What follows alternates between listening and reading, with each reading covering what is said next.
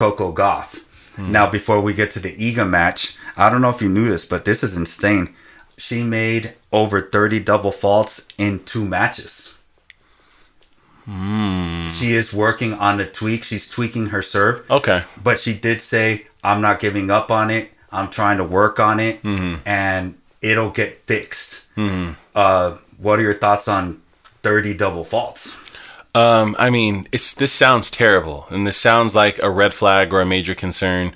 But I can speak from experience here. When there's a 10-month tour and you want to change something in your game, no matter what it is, it's going to reflect that you're making changes in your results. And you've got to be willing to make the investment and sacrifice some points and some success to make changes for the big picture, right? So I think that this is a good sign. I like that she sounds comfortable in the losses, in having a little less success with all the double faults, because she understands what the big picture is. This reminds me a lot of when Federer switched rackets. Right. In 2013, that was... at the time, that was almost the inception of the retirement talk for Federer, was him when he switched rackets, how poorly he had of that season. I think that was the first season where he didn't make a single Grand Slam final, was 2013 or 12 when he first switched rackets. He didn't make one final, and that's when Novak made 4 or 5 consecutive or something like that. It was a weird alignment where if he didn't make that change then, he doesn't win a slam in 2017. Right. You know, he had to have that bad year to get a resurgence of good years. They have a Hilo rating system that it's from some European statistics company, I think.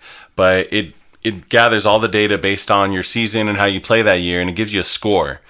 And Federer's, most players, they go upward.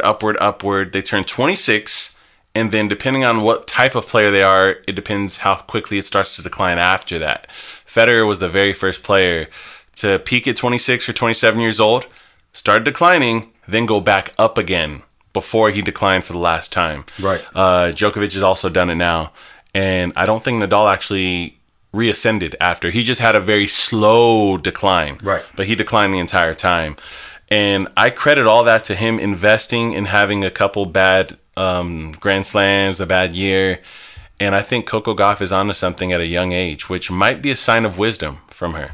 Yes. So it was in 3 matches, she had 35 double faults. Yeah, that's huge. Yeah, that's almost Sabalenka-ish when she had those bad years in serving. And then, obviously, Iga beat Coco. People online trolling her. This is Nadal Ferrer on clay. This isn't a rivalry. It's very similar to Serena Williams and Sharapova. Yeah, I was gonna say it's not a rivalry. What are your thoughts on that? Do you agree? 10-1. Yeah, there's not a universe where this is a rivalry.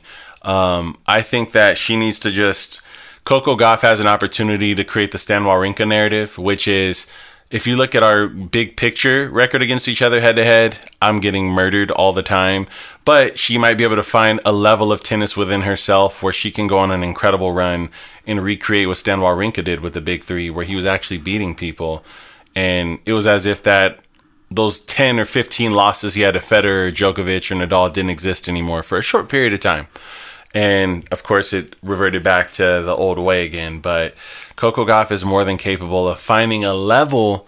I'm not going to go as far as saying she's going to start beating Iga consistently, but I think she'll find a level where maybe we do need to rethink whether or not they're a rivalry one day. Yes. It's just not right now. Yeah, right now the rivalry isn't even Sabalenka. Right now it's more Rybakina. Yeah. So, but Navratilova chimed in, and she's a very good analyst. And she was saying that the serve is a big problem, but she feels that the second ball, the third ball forehand is a bigger problem. And that's why she can't compete. Yeah. What are your thoughts on that?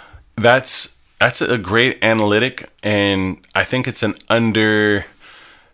understudied part of the match play, because if you're not an actual tennis player, you don't even think about the importance of the serve +1, right?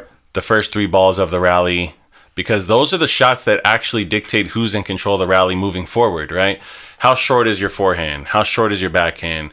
Are you hitting straight down the center? Are you hitting and opening up the court? Are you picking the right spots? If you're not doing these things correctly, that's what separates you versus the top 10.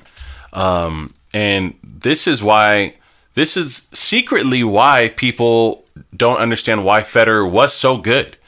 Federer was as good as Djokovic and Nadal, not for grinding and covering a bunch of court and defensive skills. His first, second, and third ball were better than Nadal and Djokovic's. By far.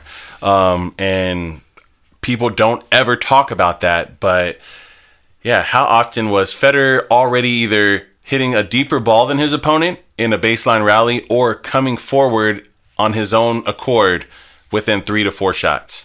I think Coco should really model her game behind that at this point and try to improve her approach shots and take control of points sooner, because she is not outgrinding Iga. There's no universe where she outgrinds Iga from the baseline. But there is one where Rybakina, hits deeper shots, more aggressive shots, shortens points, takes control sooner. Penetrate the court. That's possible still. That can be done. So Navratilova is brilliant for saying that.